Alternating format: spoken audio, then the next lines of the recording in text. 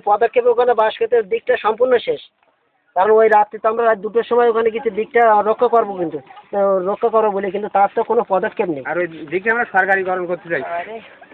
এবং আমাদের প্রথম টার্গেট ওই এলাকার থেকে আগে দিঘির পাড় থেকে মুজিয়ার মাছটা তাড়াতে, কারণ দিঘি যে মালিকানাধীন জমি থাকলেও দিকটা তো এলাকার সর্বসাধারণের জন্য ওটা এখন ব্যবহার আছে, কিন্তু আগে সর্বপ্রথম একটা দাবি থাকবে যে আগে মুজিয়ার মাছটা তাড়াতে ওইখান থেকে। আচ্ছা, পুকুরটা কি মুজিয়ার মাছটা নিজস্ব? না, নিজস্ব না, এটা এক মালিকানাধীন, সে মালিক থাকে না, সে ওইটা লিজ নিয়ে ওইটা সম্পূর্ণ ব্যবহার করছে। প্রয়োজনে ওইটা দেখা যায় এমন সময় খাবার পানির অসুবিধা, ঠিক সেই সময় চুন সার খোল মারছে এখানে। তো এখানে কি নলকূপ, আমাদের এখানে কি নলকূপের পানি ভালো হতে পারে? নলকূপের পানি আমাদের যে পাশে যে ছাদের ঘেরগুলো আছে তাতে যেভাবে ডিপটি বসানো হয়েছে তাতে তো আপাতত 1000 ফুটের নিচে ভালো হবে বলে মনে হয়। ডিপটি কল সবচেয়ে নিরাপত্তা হবে। ডিপটি সবচেয়ে নিরাপত্তা হবে। আপনারা কি আমাদের তেরানত ভাই রাস্তাঘাট ভাঙার জন্য প্রশাসনে কি জানাইছেন যে আমরা এই এত কষ্ট জানাবো যাদের কাছে আমাদের আমরা শ্যামনগর পর্যন্ত গিয়েছি এর জন্য। শ্যামনগর যে আমরা বললাম তা বললো যে এখন কোনো কাজ হবে না।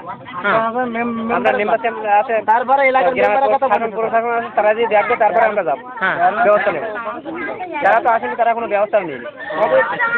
আমাদের বিগত চেয়ারম্যান মারা গেছে আব্দুল কাদের সাহেব, উনি যেমন গতবার ভাঙার সময় যেমন আমার যেদিন ভেঙে গেছিল তার পরের দিন সকালবেলা আমাদের সামনে দিয়ে ট্রলারে যেভাবে আমাদের সামনে ছিল, কিন্তু তারপরেও আজ আমাদের সামনে আসার মতো আজ পর্যন্ত কোনো লোক নেই। আচ্ছা, আমরা কোন সংগঠন থেকে আসছি বলতে পারেন?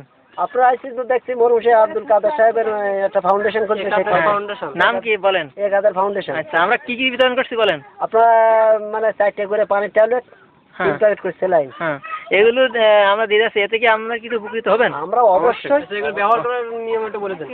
আচ্ছা, পানি বিশুদ্ধকরণ ট্যাবলেট তো ব্যবহারের নিয়ম জানেন নাকি? অবশ্যই।